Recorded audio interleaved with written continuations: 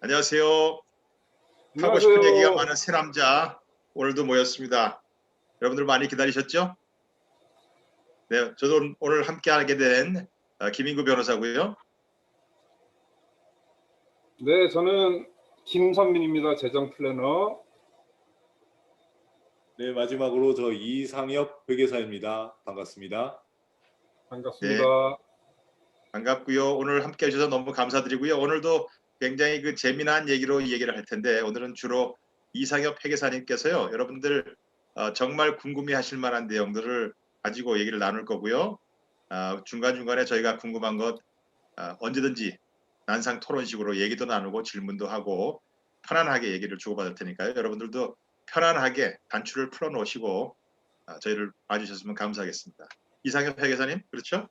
네, 제가 그 자료를 좀 준비를 했습니다. 그 자료라기보다는 이렇게 오늘 할 얘기들을 잠깐 열거를 해봤는데 우리가 원래 얘기하려고 했었던 것들이 뭐였었냐면 아메리칸 레스큐 플랜에 대해서 얘기를 하고 싶었습니다.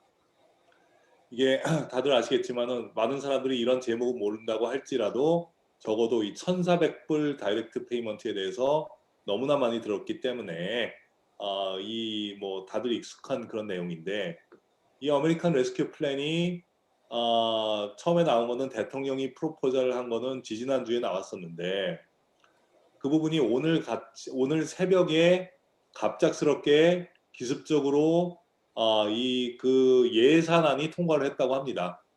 51대 50으로 간발의 차이로 통과를 했고요.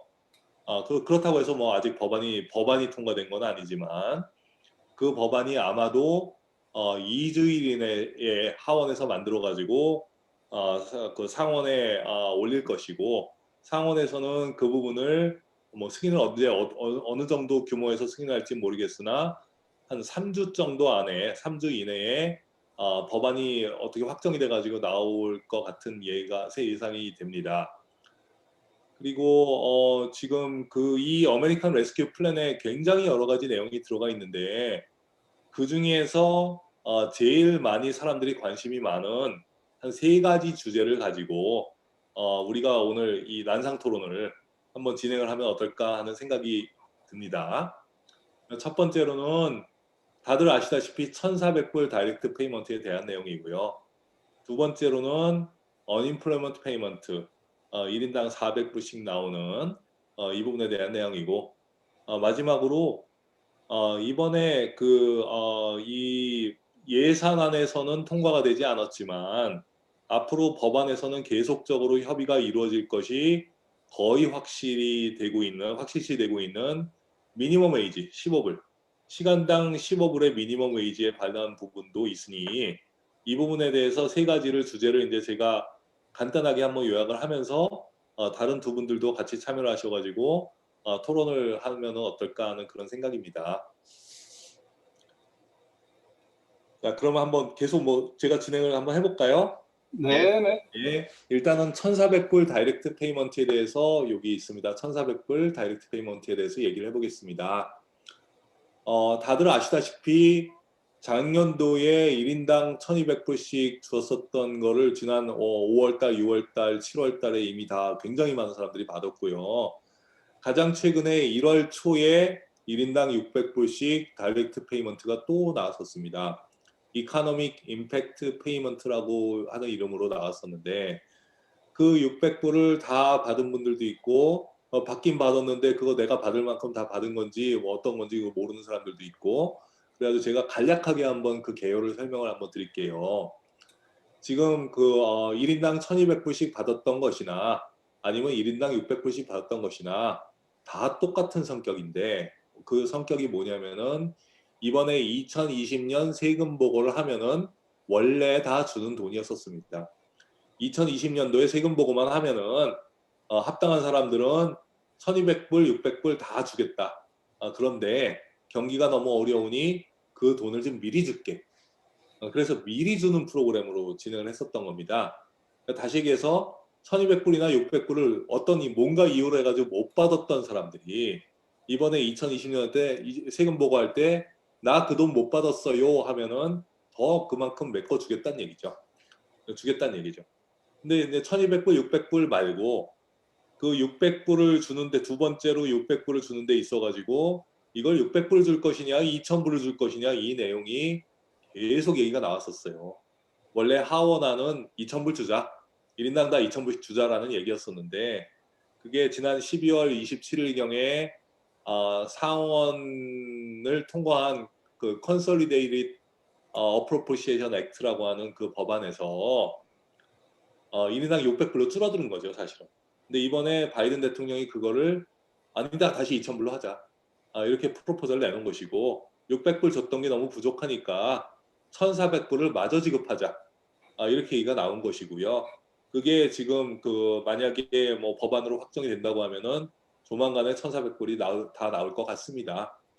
근데 아직도 이 1400불을 주는 그 대상이 지난번에 600불 받은 사람하고 똑같은 사람들을 대상으로 1400불을 그냥 다 줄 것이냐 아니면은 이번에는 조금 축소해가지고 그때는 뭐 1인당 75,000불 버는 사람 부부 합산해가지고는 15만 불 버는 사람들 한테까지만 주는 거였었는데 이번에는 1인당 5만 불 그러니까 부부 합산 10만 불까지만 주고 그 이상은 주지 말자 뭐 이런 얘기도 있고요.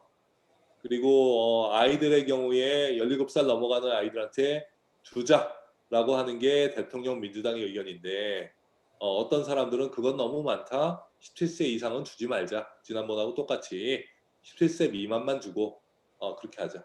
뭐 이런 얘기가 있어가지고 이게 어떻게 확정이 될지는 아이고 죄송합니다. 아직 잘 모르겠습니다.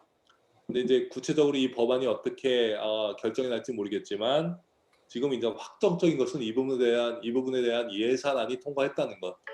그리고 대부분의 가정들이 대부분의 가정이 1,400불을 다 받지 않을까 그런 생각이 들고요. 뭐 인컴이 뭐 특별히 많으면은 못 받을 수도 있고 그리고 아이들이 받느냐 안 받느냐 이제 그런 거는 그 이후에 부차적인 문제가 되겠어요. 여기까지가 이제 제가 알고 있는 지금까지의 히스토리와 앞으로 1,400불이 어떻게 들어올 것인지에 대한 뭐 간략한 예측을 말씀을 드렸고요. 두 분은 어떻게 그러면 다 받으셨어요? 이거 받는 거는 다 받으셨어요? 예, 저는 그 지난번에 600불이었나요? 그거는 네네. 받았는데요. 예, 지금 요번에 그 논의가 되는 7만 5천 불, 5만 불 얘기되면서 아마 그런 거를 많이 궁금해하실 것 같아요. 예를 들면 5만 불로 한다고 하면 네, 만약에 부부가 있는데 부인은 만약에 5만 불보다 적고 만약에 남편은 5만 불보다 많아서 뭐 한 7만 불 정도 된다. 이렇게 되면 이런 경우에는 이제 부인은 받고 남편은 못 받고 이렇게 되는 건가요? 그렇지는 않고요. 지금까지 했었던 걸로 봐서는 부부 합산해서 10만 불이나 15만 불 이렇게 자르게 될 것 같습니다. 지금까지도 계속 그랬고요. 근데 만약에 5만 불로 확정이 되면은 부부 합산이 만약에 한 13만 불이다. 이렇게 되면 이런 사람들의 경우에는 이제 해당이 안 되는 건가요? 만약에 5만 불로 해당이 결정. 아주 안 되지는 않고요. 예. 10만 불로 만약에 확정이 돼 부부 합산 10만 불로 확정이 되면은 10만 불에서부터 서서히 줄어들기 시작해서 한 14만 불 정도가 되면은 완전히 없어지는 그런 형태가 될 것 같습니다. 예. 저기 뭐야 아까 지금 말씀하실 때 이게 2020년에 세금 신고를 갖다가 전제로 했다고 말씀하셨잖아요. 그렇죠. 네. 그러면 이제 사실은 근데 작년 우리 저기 첫 번째 그 1,200불씩 받을 때 줄 때 그때는 사실은 2019년 세금 신고한 거 한 사람들한테는 다 줬죠, 그렇죠? 그렇죠. 근데 하다 보면 사람이 2019년에 세금 신고를 했지만 2020년에 세금 신고를 안 하는 사람도 있을 수 있잖아요. 예를 들어서 뭐 예. 경우에 따라서는 그런 경우도 있겠죠. 그동안에 사망하신 분도 있을 수 있고, 네. 그다음에 뭐 이제 저기 은퇴하신 분들 같으면 뭐 이제 소득이 확 줄어들어 갖고 세금 신고를 안 해도 되는 뭐 그런 경우도 생길 수 있잖아요. 예. 그런 경우에 어떻게 되나요? 그러면 2019년 예. 1,200불씩 받은 건 어떻게 될까요? 예. 저희가 뭐 안전하게 하려면은 네. 설사 수입이 없다고 하더라도 세금 신고를 해야죠. 세금 보고만은 무조건 하세요라고 말씀을 드리고 싶은데 네네. 세금 보고 하지 않으신 분들도 예를 들어서 소셜 시큐리티 오피스에서 소셜 예. 시큐리티 베네핏을 받으시는 분들은 전부 다 대상으로 그 돈을 다 보내준다든지 이런 식으로 세금 보고를 할 자격이 없어도 받으시는 분들이 굉장히 많습니다. 예. 그런데 이걸 몰라서 못 받으시는 분들도 분명히 있을 거예요. 말씀하신 것처럼. 그러니까 그렇죠. 그런 분들은 어떻게 해서든지 세금 보고를 해서 네. 올해 뭐 내가 수입이 하나도 없다, 하나도 없어가지고 못한다, 예. 그런 상황이라고 할지라도 꼭 세금 보고를 하셔야 될 것 같습니다. 세금 보고라는 게 사실은 세금을 내가 한 푼도 안 내더라도 세금 보고를 하면은 받을 수 있는 거잖아요. 그렇죠? 그렇죠. 네, 예. 그렇습니다. 근데 그 이제 세금 보고하는 것 자체가 어려워서 또 못 하시는 분들도 있을 텐데 그 뭐 소득도 없는데 무슨 세금 신고를 해? 뭐 이러시는 분들도 있을 텐데 어쨌든 하는 게 좋다라는 말씀이시죠. 그렇죠? 예, 그럴 것 같습니다.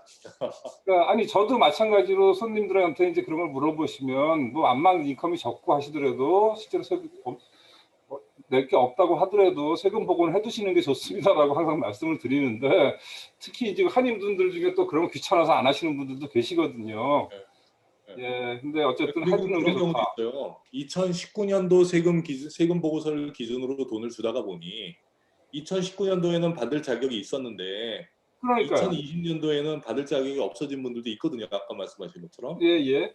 그런 경우에 돈을 돌려내는 경우는 없습니다. 예, 그런 경우는 예. 없으니까 그 걱정 없이 그냥 세금 보고 다 하시면 될 것 같아요. 자, 그러면 예를 들어서 아까 지난번 1,200불을 갖다가 이미 줬는데 그걸 못 받으신 분이 있어요. 세금 신고를 안 하거나 뭐 어쨌든 이유로 해서 그런 분들도 2020년 세금 신고를 하시면 그러면 그 지난번에 못 받은 1,200불까지 소급해서 받을 수 있을까요? 예, 그럴 수 있습니다. 거기서 뭐 아, 약간 혼동이 있을 수가 있는데 그 1,200불 소급해서 받을 수 있는 거죠. 당연히. 그 1,200불과 600불 몽땅 다 합쳐가지고 2020년도에 크레딧이니까요. 처음에 예, 시작할 때부터 성격이 그랬습니다. 그런데 이제 이런 경우도 있어요. 돈을 못 받은 이유가 IRS에선 체크를 보냈는데 내가 이사를 해서 못 받았다든지 예, 그런 경우도 있을 수 있거든요.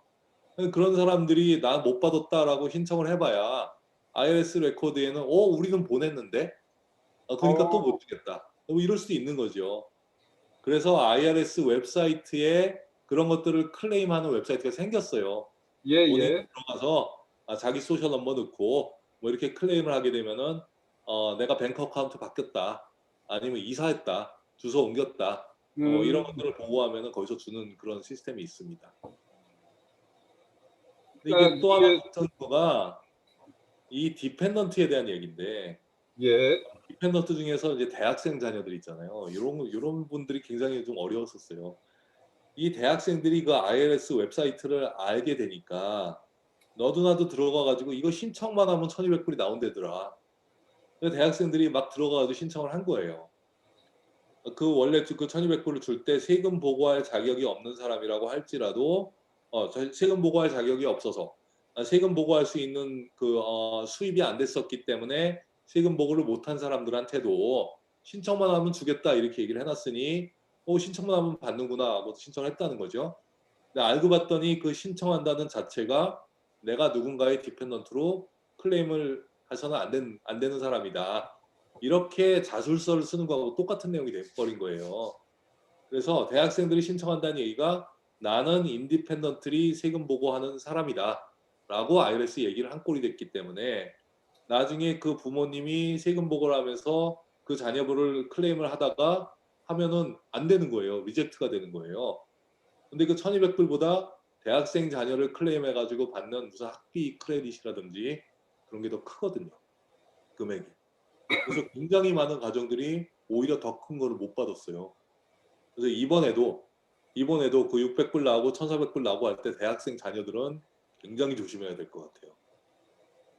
그러니까 대학생이지만 뭐 예를 들어서 대학생이 뭐 알바를 굉장히 세게 하거나 아니면 예, 예, 그 무슨 주식을 투자를 해서 돈을 엄청 갖고 있거나 그런 경우가 아니라면 사실은 학생들이 자기가 그 세금 신고하는 것보다는 부모한테 디펜던트로 들어가는 게 사실은 훨씬 유리하죠. 전체적으로. 그렇죠, 근데 그렇죠. 예, 그걸 학생들이 이제 자기가 그걸 뭐 자기가 소득이 없지만 자기가 해도 되니까 사실은 할 수는 있죠. 안 하는 거지만. 근데 그렇게 했다 한 꼴이 된 거네. 결국 소득이 없으면서도. 그렇죠. 예. 아이고, 올해 그거 세금 신고하면서 저희도 그거 때문에 몰랐는데, 우리 애를 클레임했는데 자꾸 인컴택스가 리젝이 된다고 그래가지고 그 학부모들이 저희한테 컴플레인을 하도 많이 해가지고 예. 저희가 직접 들어가서 한번 해봤어요. 어, 저희가 거기서 그 클레임을 하는 과정을 하나하나 이렇게 봤더니 이건 세금 보고를 하는 거더라고요. 어허, 예, 예, 예. 세금 내 수입이 0이다라는 사실로 세금 보고를 하는 거하고 똑같은 거였었어요. 그 프로세스 알고 보니까. 근데 그걸 예, 저희는 아는데 그걸 신청하는 대학생들은 그 사실을 알 수가 없잖아요. 그렇죠. 그냥 뭐 이름 쓰라고 그러니까 쓰고 소셜 넘버 쓰라고 그러니까 쓰고 한 그렇죠. 것뿐인데 세금 어떻게 되는 건지도 모르는 사람들인데, 학생들은. 그게 뭐 싱글로 파일 한다는 사실을 어디 알았겠습니까? 보고할 때. 그러니까 예. IRS가 좀 야비한 것 같아요. 어이구, 이거 편집해야 되는 거 아니에요? 예, 그 뭐 이 1,400불이 나오는 게 뭐 그 한 가정당 1,400불인데 이게 만약에 그 17세 미만의 아이들한테는 지금 600불이 나오고 있고 어른들한테도 600불이 나오고 있었는데 그거를 몽땅 다 1,400, 2,000불로 다 올리게 되면은 지금 그 집안의 그 가족 구성원이 전부 다 1,400불씩 하게 되면은 뭐 4인 가족이다 그러면 어마어마한 돈을 받는 거잖아요. 그렇죠. 거기에 지금 17세 이상의 대학생 자녀들까지 무조건 다 주겠다라고까지 하면은 어떤 집은 뭐 한 10,000불씩 받는 집도 나올 수 있거든요. 그래서 예. 어떤 사람들은 이거 보나마나 나올 거니까 미리 돈 쓰자 그래서 크레딧 카드 만들어 가지고 지금 막 쓰는 사람들도 있답니다. 그런 얘기도 들었어요. 그거 참 별로 좋지 않은 방법이네요. 예. 경기는 좋아지나요? 그렇게 되면? 조금 좋아지는 효과는 있겠죠. 어쨌든 돈이 좋아서 예. 아니니까. 여기 요 1,400불 아무 때나 이 1,400불에 대한 얘기가 또 이제 생각나시면 그 이후에 또 하시면 될 것 같고요. 네네. 뭐 누구든지 아무 때나 끼어들어도 아무 문제 없습니다. 다 같이 얘기하는 장이 됐으면 좋겠고요. 그다음에 두 번째로 사람들이 이제 관심이 어마어마하게 많은 내용이 이제 하나가 있는데 이게 PUA라고 하는 거죠. 그 Pandemic Unemployment Assistance. 그러니까 쉽게 얘기하면 해고 수당인데 해고 수당이라고 하는 거는 원래는 각 스테이트의 디파트먼트 레이버에서 주는 게 해고 수당인데 디파트먼트 레이버에서 주는 거가 워낙 금액이 적다 보니 연방 정부에서 우리가 주겠다라고 해가지고 지난번에 작년에 뭐 한 일주일에 600불씩 어디셔널이 또 준 게 있었었죠. 스테이트에서 주는 게 보통 한 370불까지 맥시멈 370불까지 나오는데 연방 정부에서 600불 주니까 합쳐가지고 거의 1,000불 돈이 나온 거예요. 일주일에 1인당 1,000불 돈이 나오니까 사실은 열심히 일해가지고 버는 것보다 더 많을 수도 있거든요, 이게. 그래서 굉장히 많은 사람들이 이렇게 위험한 상황에서 직장에 나가가지고 일하지 않고 그냥 뭐 집에서 있으면서 이걸 받겠다라고 한 분들도 꽤 많았던 걸로 알고 있어요. 하여튼 그게 이제 그 600불이 이 PUA라고 하는 것인데 그 PUA를 지난 12월 27일 날 CAA 액트가 통과하면서 연장하자. PUA를 더 연장해서 주자. 그래서 11주 동안 이번에는 600불까지는 못 주고 300불만 주자. 300불만. 일주일에 300불씩 11주 동안 주자라고 법안이 만들어져서 통과가 됐는데 이번에 나온 아메리칸 레스큐 플랜에서는 그 300불보다 조금 더 올려서 400불 1인당 400불씩 일주일에 400불씩 주는데 그 기간을 좀 많이 늘린 것 같아요. 9월 달까지. 이번 9월 달까지 이 400불씩 주자. 그러면 주정부에서 전통적으로 받았던 370불을 합치면은 그것도 770불이니까 굉장히 많거든요. 그 770불씩 9월 달까지 앞으로 8개월 동안 이거를 계속 주게 되면은 그 정말로 어마어마한 돈이 몇백 빌리언 달러가 아마 나올 건데 그 프로포절이 아마도 통과가 될 것 같은 생각이 듭니다. 그 이미 버젯은 통과를 했고 그 민주당 공화당이 그러니까 그러니까 상원과 하원이 몽땅 다 민주당이 주도권을 쥐고 있으니 이게 통과할 것 같은 내용이 있고요. 그래서 뭐 일단은 그렇습니다. 이 정도까지로 제가 알고 있는 내용을 요약을 한 거고요. 두 분의 의견도 좀 듣고 싶습니다. 저는 그 방금 말씀하셨던 부분에 대해서는 큰 그 의견은 없는데 그 조금 뒤에 얘기하실 그 미니멈 웨이지에 대해서는 아, 좀 생각이 좀 있을 것 같아요. 왜냐하면 어, 미니멈 웨이지라고 하는 게 이제 민주당 출신의 대통령으로서는 어떻게 보면 미니멈 웨이지는 한번 세우면 그 다음에 거꾸로 갈 수 없지 않습니까? 점점 올라갈 수밖에 없고 그렇기 때문에 어떻게 보면 굉장히 그 히스토리컬한 의미를 가지고 있기 때문에 민주당 대통령으로서는 굉장히 해보고 싶은 통과시키고 싶은 법안이라고 생각이 되는데 저는 사실은 이 미니멈 웨이지라고 하는 것이 어떤 면에서 보더라도 아마 더 많은 부분에 있어서는 사회에 바람직하지 않은 법이 아닌가 생각이 되는 것이 사실은 웨이지라고 하는 것은 지역에 따라 다 다르지 않습니까? 지역에 따라 모든 것이 다 다르고 어떻게 보면 편차가 2배 이상이 날 수도 있고 그렇기 때문에 정말로 미니멈 웨이지가 필요하다면은 아예 그 전제 조건을 달아서 모든 주에 적용하는 것이 아니고 어떠한 주에서도 심지어는 그 가장 인컴이 낮은 웨이지 그 레벨이 낮은 뭐 예를 들어 미시시피 주에서도 이거 이상은 할 수 없다. 그러니까 진정한 의미의 그 미니멈 웨이지죠. 그러니까 그거를 정말 먹고 살 만큼 준다는 것이 아니고 이거 이하로는 절대 줘서는 안 된다라고 하는 그런 의미의 미니멈 웨이지로 가장 임금이 낮은 주에 적용을 해야 되는데 지금 그 사람들이 논의하는 내용을 들어보면은 이 정도면 먹고 살 만큼 해줘야 된다는 의미에서 어떤 데 보면 굉장히 임금 수준이 높은 뭐 캘리포니아에 있는 그런 수준에 봤을 때 15불 미만으로는 안 된다 이렇게 보면 캘리포니아에서는 그게 정말 미니멈일지 모르겠지만은 미시시피 같은 데서는 꽤 괜찮은 임금이 될 수도 있거든요.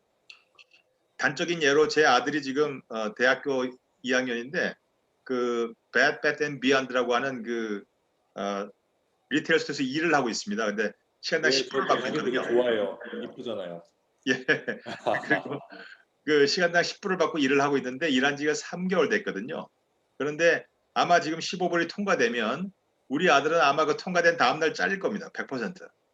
왜냐하면 똑같은 일을 하면서 그 사람들이 지금 10불 주던 것을 15불 줄 수가 없거든요. 그러니까 아마 기술이 적고 별로 크게 아주 그 핵심적인 멤버가 아니면은 많이 잘려나갈 텐데 그런 의미에서 저는 이번에 그 15불 논의는 아까 그 굉장히 폴리티컬한 제스처라고 생각이 되고 그런 의미에서 아까 말씀하실 때 누가 팬데믹 기간은 얘기하지 맙시다라고 했다고 하는데 굉장히 그 반가운 소식인 것 같습니다. 저는 사실 이 법안에 이게 들어있음으로 해서 굉장히 안 좋다고 생각했거든요.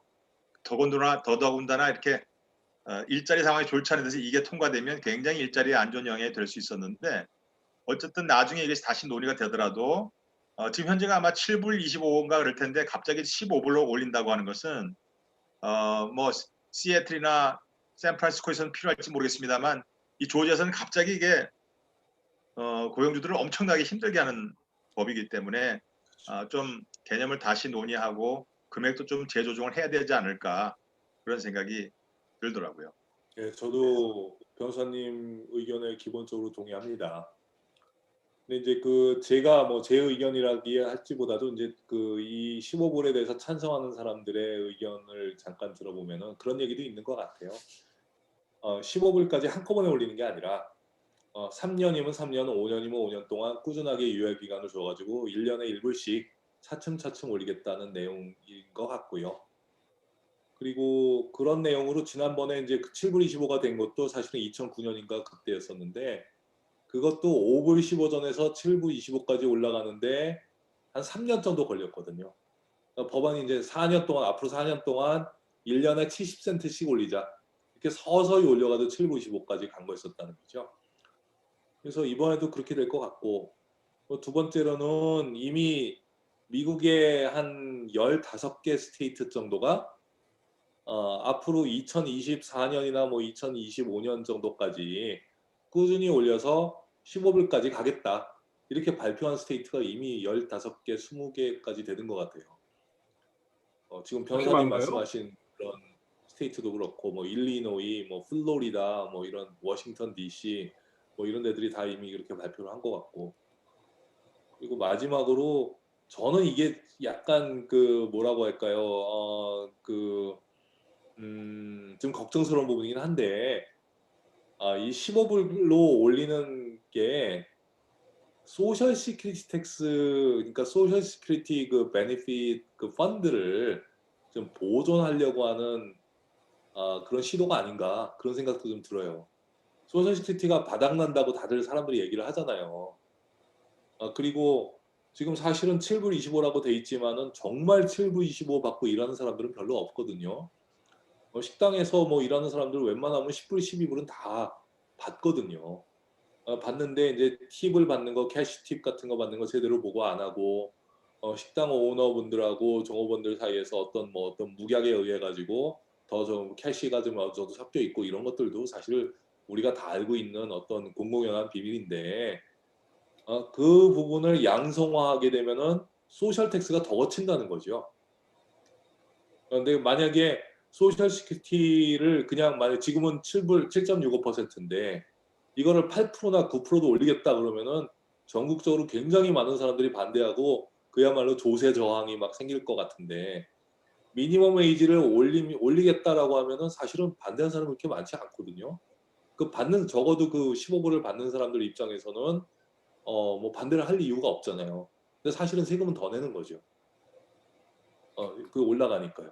그래서 그런 부분이 좀 분명히 있을 거라는 생각이 좀 들더라고요. 예, 아이고.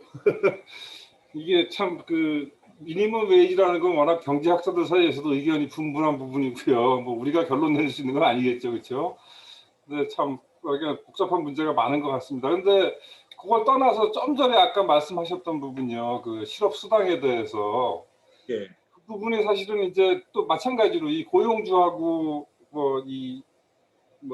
그 직원들 그다음에 이제 정부의 어떤 실업률 관리라는 측면에서 볼 때도 사실은 좀 약간 이게 좀 복합적인 부분이 있는 것 같아요. 제가 볼 때는 그 아까 말씀하셨잖아요. 그 작년에 600불을 주면 내가 실업자가 되는 순간에 한 일주일에 1000불씩 벌어요. 근데 사실은 이제 시간당 10불 받는 사람 입장에서 일주일에 40시간 일하면 한 달에 일주일에 400불 받았거든요.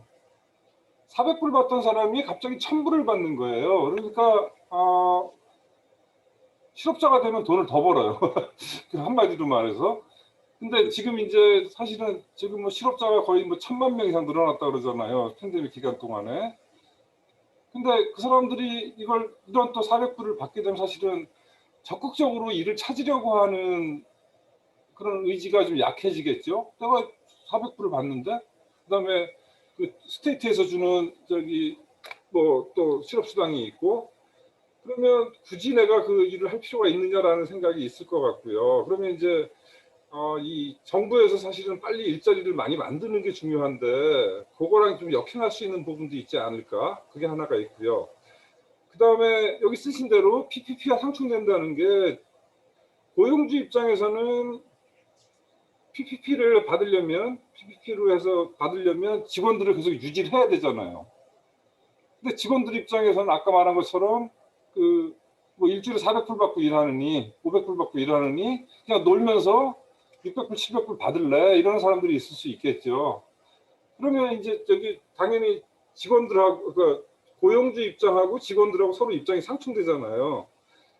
자, 그런 부분들 그래서 결과적으로는 이게 그 팬데믹에서 그러니까 그 경제적으로 이 위기를 벗어나려면 계속 고용률이 늘어나야 되는데 그 고용률을 늘리는 데는 반대로 작용할 수도 있지 않을까 저는 그런 생각이 들어요. 그래서 이거는 이렇게 뭐 당장 어려운 사람들을 도와주자는 취지는 좋은데 이게 결과적으로는 좀 그런 부작용도 있겠다라는 생각이 좀 들거든요. 계속 실제로 작년에도 그랬고요. 그리고 그러다 보니까 작년에 사실은 이제 저소득층들이 갑자기 막 수입이 많아져 갖고 그것 때문에 사실은 논한 비즈니스들도 많이 있어요. 그렇죠? 뭐 여러 가지 비즈니스인데 뭐 그걸 다 제가 말씀드리지는 않겠고요. 의외로 작년에 밖에 대놓고 말은 못하시지만 작년에 돈 많이 버신 비즈니스들이 꽤 있습니다. 제 손님들 중에도 보면요. 근데 투고 전문 식당이라든지 아니면 패스트푸드 레스토랑이든지 뭐 이런 데들은 돈 잘 벌었던 것 같아요. 리코스터도 굉장히 많이 버신 것 같고요. 리코스터도요. 예. 예. 그러니까 뷰티 그런 건 서프라이도 이제 마찬가지고. 사람들이 장을 많이 안 보고 그 장도 사실은 많이 봤어요. 리테일 스토어들도 사실은 많이 그 비즈니스가 나쁘지 않았다 그러더라고요. 그로스리도 되게 좋았고요. 예. 그래서 그런 것들이 이제 있는데 결과적으로는 그런 부작용을 어떻게 좀 해소할지 그런 것들을 좀 우리가 좀 고민해야 될 것 같은데 이게 참 어렵네요. 보니까 물론 정치하시는 분들이 또 굉장히 고민들을 많이 하겠습니다만 어떻게 보세요? 그 효과가 어떻게 나타나실 것 같으세요? 저는 아까 그 말씀하셨던 것처럼 저도 전적으로 많이 동감을 하고요. 아까 우리 그 이상혁 회계사님 말씀하신 것 중에서 9월 달까지 얘기가 논의가 되기도 한다는 말씀하셨는데 저는 그 말을 들었을 때 상당히 좀 우려가 되더라고요. 만약에 실업수당을 9월 달까지 계속하게 되면 방금 말씀하신 그 이유 때문에 지금 예를 들면 빨리 잡을 찾아야지 하고 있던 사람들이 일단 그럼 9월 달까지는 있어 보자라고 할 가능성이 상당히 높다고 생각이 되고요. 제가 그 작년도에 이렇게 사람들의 방금 말씀하신 얘기지만 사람들의 어떤 그 경제 체감 지수를 얘기를 잘 해주는 분들이 제 주변에 몇 분이 계신데 그 중에 한 분이 그 미용하시는 분들, 미용업계 조사하신 분들은 사람들이 머리를 하러 와서는 얘기를 많이 하시거든요. 그리고 뭐 한 2, 30분 얘기를 하다 보면 마음속에 있는 얘기도 하고 그래서 실질적으로 경제 상황이 어떤지 이분들이 잘 아세요. 미용하시는 분들이. 근데 그분한테 제가 팬데믹 기간 얘기를 쭉 들어보니까 많은 분들이 많은 서민분들이 그 최근 5년 그 어느 때보다 더 훨씬 경제가 좋았다는 거죠. 아까 말씀하신 대로. 왜냐하면 부부가 같이 주정부가 주는 300 얼마에다가 600불까지 하면 한 사람이 900불이면 부부가 합하면 한 1,800불 되지 않습니까? 그렇죠. 그러면 한 달이면 굉장히 많은 꽤 높은 급여거든요. 그런데 일은 안 하고 집에 있고 하니까 또 별로 쓸 일도 없고 하니까 그 한 작년 여름 한참 팬데믹 심해서 힘들다고 할 때 사실은 경제적으로 굉장히 풍족해진 분들이 굉장히 많아졌는데 그래서 특히나 그 제 뷰티 서플라이를 하는 그 제 주변에 아는 분들이 계시는데 그분들은 수입이 2배로 늘었습니다. 왜냐하면 특히 그 저소득층인 우리 그 흑인 분들 중에서 수입이 그런 식으로 늘어나다 보니까 굉장히 이제 뷰티 서플라이 업체에 이제 지출을 많이 하게 됐는데요. 이렇게 지금 다시 이런 것들을 시작해서 400불 혹은 300불 해서 만약에 9월 달까지 한다고 하면 그때보다 금액은 조금 작을지 모르겠지만 아까 말씀하신 대로 웬만한 임금보다도 더 높은 금액을 그냥 거저 정부가 9월 달까지 매겨 살린다는 얘기는 그분들이 어떤 일할 의욕을 굉장히 꺾는 거죠. 그래서 저는 어떤 일이 있더라도 9월 달까지 하는 건 참 좋지 않은 것 같고요. 지금 굉장히 비상시국이고 지금 백신이 지금 나가고 있는 중이기 때문에 최대한대로 이런 것들을 빨리 할 수 있는 그런 모티베이션을 사회가 줘야 되는데 일자리에 복귀하고 일자리를 적절히 찾는 것을 오히려 그렇게 9월 달까지 느슨하게 준다고 하는 것은 굉장히 경제 회복에 걸림돌이 되지 않을까 저는 그런 생각이 듭니다. 예. 제가 이제 PPP와 이게 상충이 되는 게 아니냐 해가지고 선배님도 김선민 선배님도 말씀을 해주셨지만 PPP라고 하는 거는 어떻게든지 비즈니스를 굴려가면서 직원들을 더 고용을 해라. 그러면 우리가 페이를 해주겠다라고 하는 내용이고 언임플로이먼트는 그 뭐 비즈니스가 너무 어려워져가지고 나는 집에서 쉴 수밖에 없었다. 원래는 이런 사람한테 주는 건데 이 팬데믹 피리어드 동안에는 코로나 바이러스 걸리는 게 무서워서 못 나가겠다. 이런 사람들도 언임플로이먼트 베네핏을 받는 자격이 되는 거거든요. 아니면 뭐 심지어는 뭐 우리 가족 중에 누구 환자가 나가서 난 죽어도 나갈 수가 없었다. 우리 애가 학교를 가지 않으니 나는 지키는 수밖에 없다. 이런 경우는 원래는 발룬터리리 퀴트한 거니까 언임플로이먼트 베이스를 못 받는 건데 그런 분들도 이제 다 맞게끔 이렇게 시스템이 돼 있다 보니까 결국은 정부 입장에서는 PPP에다가 할당한 돈 뭐 한 500빌리언, 500조 원이니까 어마어마한 거죠. 500빌리언 달러. 그 언임플로이먼트에 할당된 돈이 뭐 한 700빌리언 달러. 이렇게 되면은 사실은 둘 중에 하나밖에 안 나가는 시스템이 되는 거예요. 양쪽으로 다 돈이 나가는 게 아닌 거죠. 그러네요. 얘기하기로는 우리는 1200빌리언 풀었다. 이렇게 얘기를 하는데 사실은 그 버젯을 쓰지를 않는 거예요, 사람들이. 쓸 수가 없는 거죠. 돈이 많이 남았다는 얘기도 들어요. 그래서 이거를 과연 법안을 만드는 사람들이 그런 거를 모르고 만들었을까?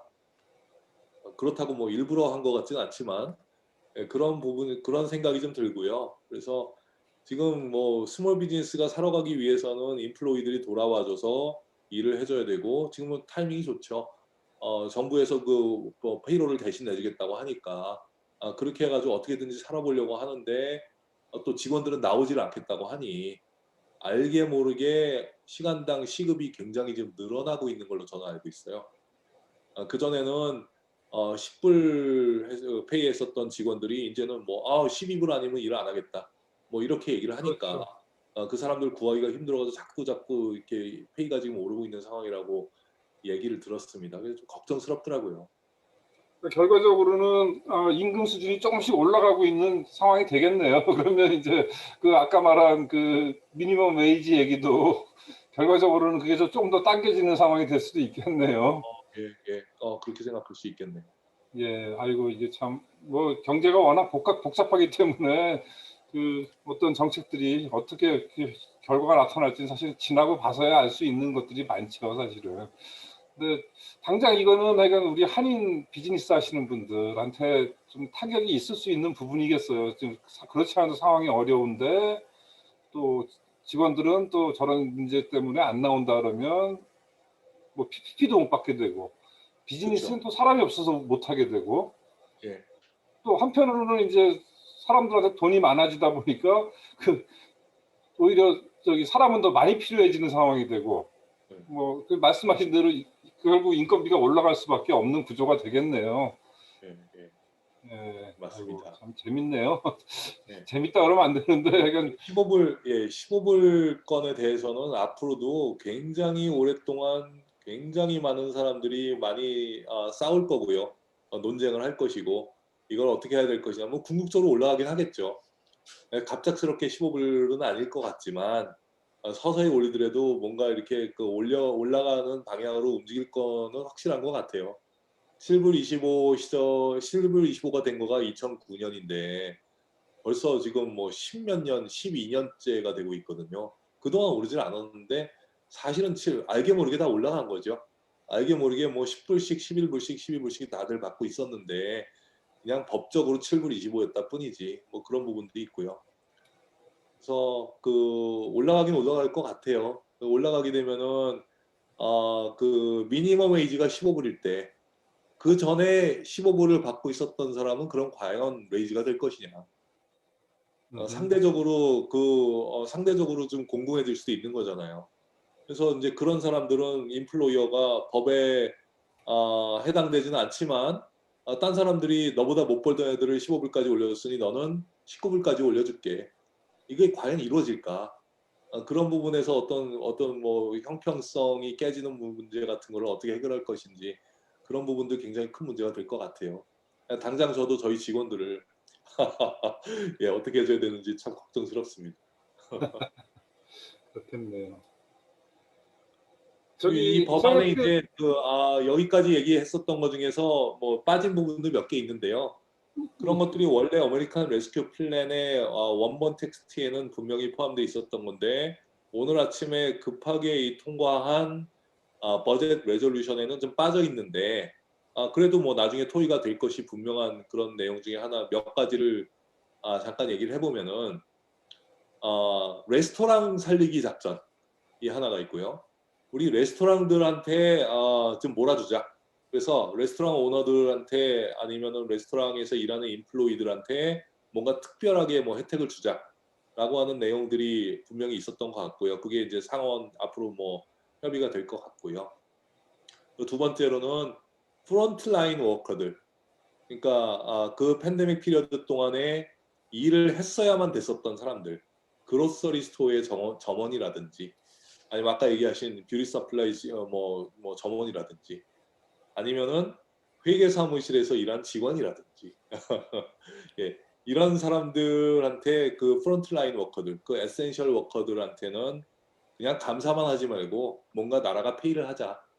이런 얘기도 분명히 있었던 것 같고요. 뭐 그 외에 학생들, 학교가 문제죠. 이 학교에 선생님들을 비롯해서 너무나 많은 사람들이 너무 심하게 고생을 많이 했고 그리고 뭐 학부모도 고생을 많이 했죠.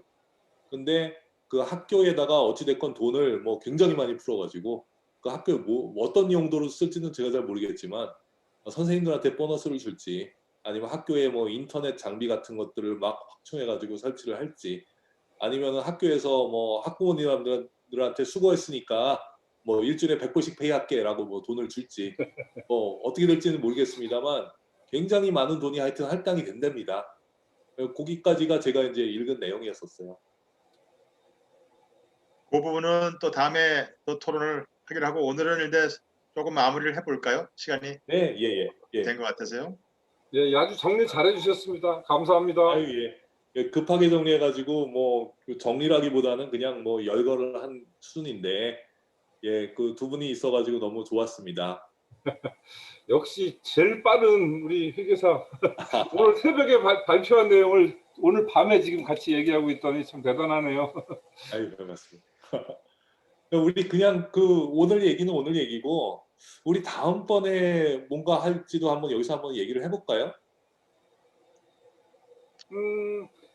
일단 저기 뭐야 뭐죠? 이걸 듣고 계신 분들한테 하는 거 여기서 마무리하시고요. 아, 예. 네, 우리끼리 저 시간 좀 더 남겨갖고서 더 하기로 하죠. 예, 알겠습니다. 네, 변호사님. 네, 고생 많이 하셨고요. 오늘도 같이 해주신 여러분들 대단히 감사드리고 이제 저희 더 자주 찾아오고 더 재밌는 내용 그리고 어떤 경우에는 이런 게 있었나 하는 굉장히 중요하면서도 몰랐던 내용들도 가지고 많이 찾아도록 하겠습니다. 오늘 특히 고생해주신 이상엽 회계사님 대단히 감사드리고요. 또 같이 해주신 여러분들께 모두 감사드립니다. 안녕히 계십시오. 감사합니다. 감사합니다. 감사합니다.